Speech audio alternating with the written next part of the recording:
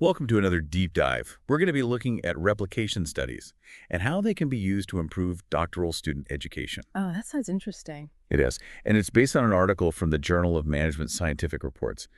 The article itself is called How Replication Studies Can Improve Doctoral Student Education. Okay. And I think this is relevant to a lot of our listeners. Maybe you're thinking about getting a PhD, maybe you're just curious about how research really works, or maybe you're just interested to see how a topic that seems kind of dry on the surface can actually be used to spark innovation. Right. Yeah. So the article actually starts with this really compelling story of Annela Wismans. She was a doctoral student at Erasmus University. Okay. And her early experience with doing these replications actually gave her a head start in her research. Interesting. So, what did she have to say about it? Well, the article actually quotes her as saying, "In my opinion, it would be good if more graduate students start their PhDs with replications because of the steep learning curve and relatively quick results. The lessons learned will help when creating new research ideas. At the same time, the increase in replications will improve the reliability of results published." That's fascinating. Yeah, so she's really highlighting how you can learn a lot very quickly by doing replications, and then also how that can contribute to better research overall. Right. It makes sense that by replicating studies, we can verify the findings and ensure they're reliable. Exactly.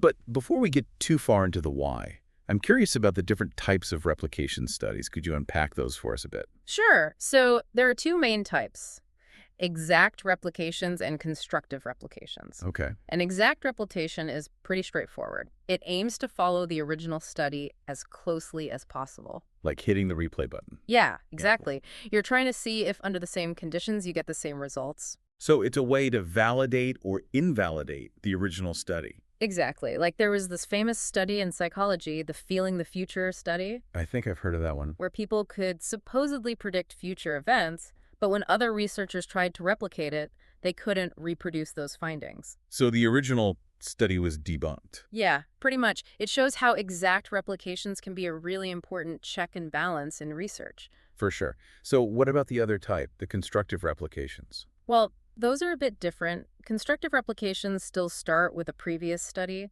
but you deliberately change something to see how it affects the results. So you're adding a twist to the original recipe. Exactly. A good example is John Child's work. He challenged the Aston studies on organizational structure. Oh, I remember those. Weren't those pretty influential? Very. But Child didn't just repeat them. He brought in the idea of strategic choice, and that actually led to new theories about strategic management. Wow, so he took those original studies and used them as a launch pad for something new. Exactly. And that's the power of constructive replications. It seems like replications offer a great blend of rigor and creativity. But let's shift gears a bit. We've talked about the what and the how, but why does any of this really matter, especially for PhD students? They're already under so much pressure to publish original research. That's a great point. A lot of people might think original research is the only thing that matters. Yeah, that seems to be the prevailing attitude. But the article we're looking at actually outlines 4 distinct benefits of replications, specifically for PhD students. Okay, I'm all ears. Tell us more. Well, first, think of it as hands-on learning. When you replicate a study, you really get into the nitty-gritty of the research process: the design, the data collection, the analysis. So it's like learning by doing as opposed to just reading about it in a textbook. Exactly. And that leads into the second benefit, which is learning how to interpret and communicate results. You have to compare your findings to the original study, think critically about any differences, and then present your conclusions clearly. It's like a master class in research communication. Exactly. And then the third benefit, it's those constructive replications we talked about earlier.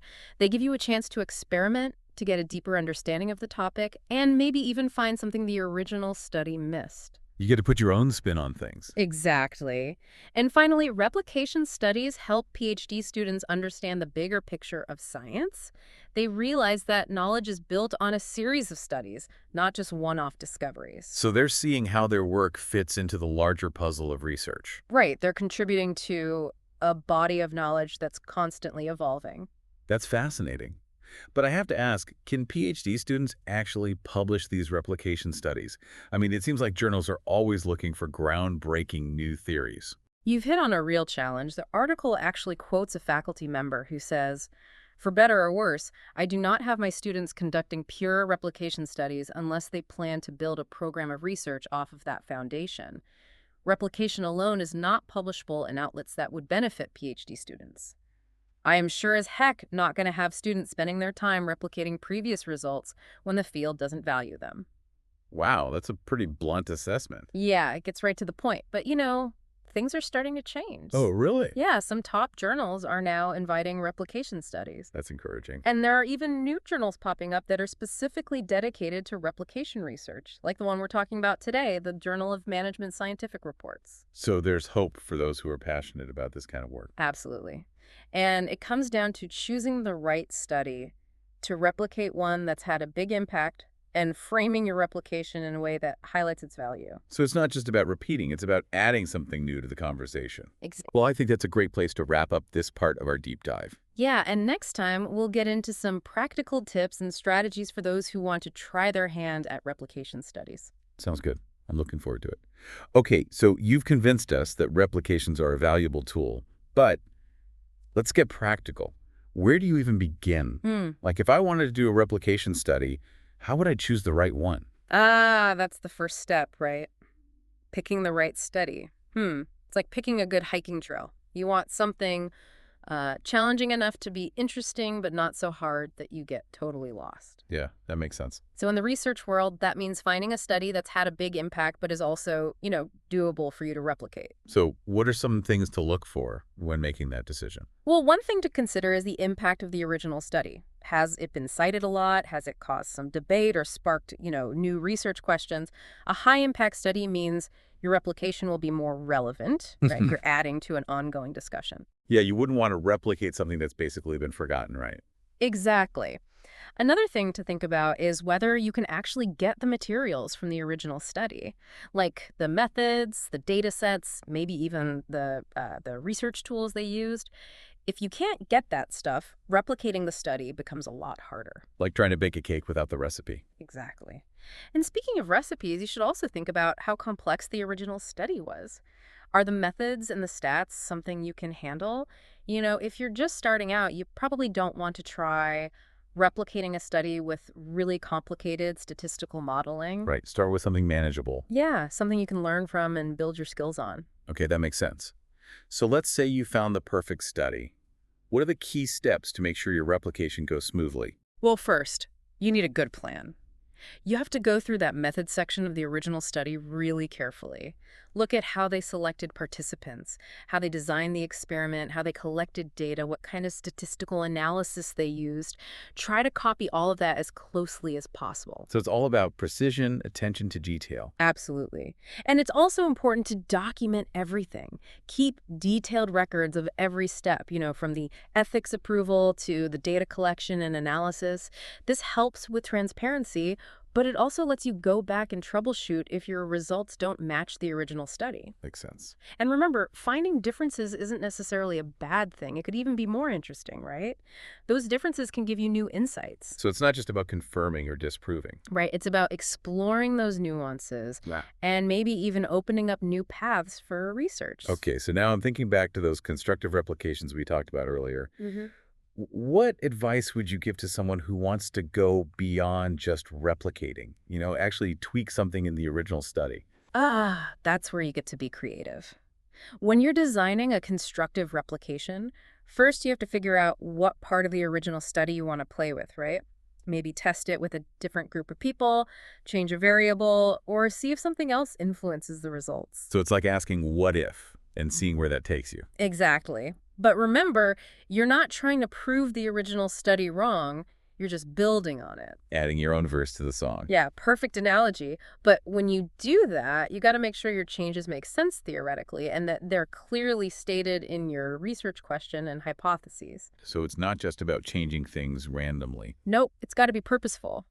And even with those constructive replications, you still got to be transparent and document everything really well. So that people can follow your logic. Right. And then when you're analyzing your data, keep in mind there might be other things influencing your results, especially if you've added new variables. So interpret those results carefully. Yes, definitely. And at the end of the day, no matter what your results are, the most important thing is to communicate them clearly and honestly. Highlight how your study adds to the conversation. It's about contributing to that shared pool of knowledge. Absolutely.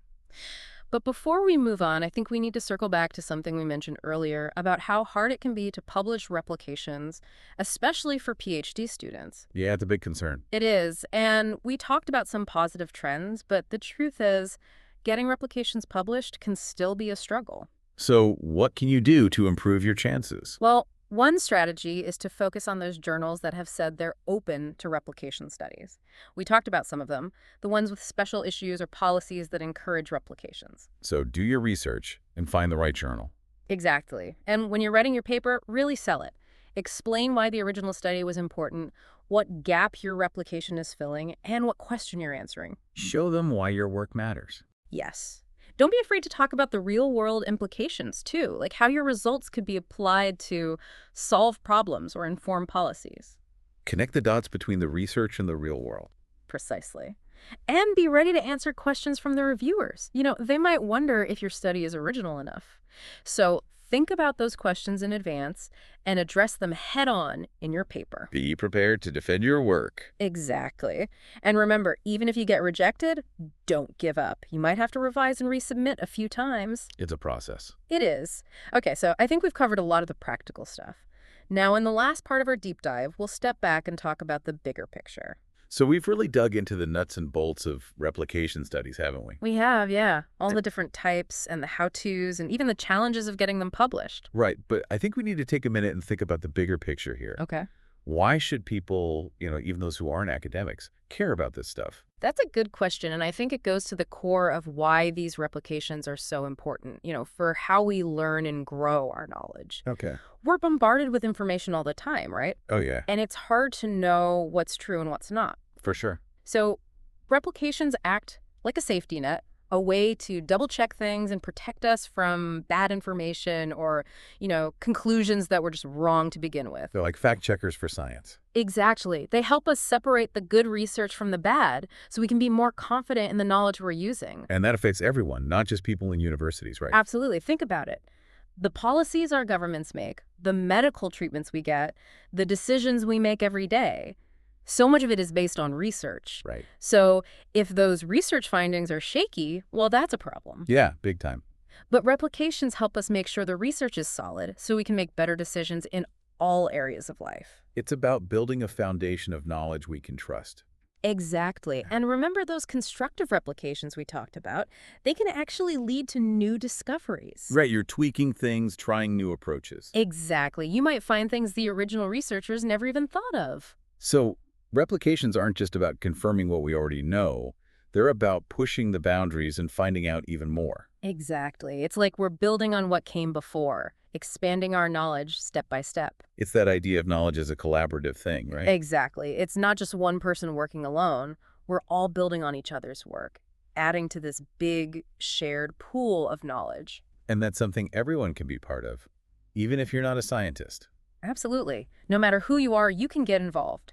Try doing your own replications, share what you find, talk about research with your friends, your family. Keep the conversation going. Exactly.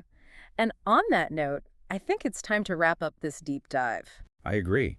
But before we go, I want to encourage all our listeners to stay curious, keep asking questions, and remember that replications are a really important part of how we move knowledge forward. Absolutely. They help us build a more solid, reliable understanding of the world around us. So until next time, keep exploring and keep those research minds active.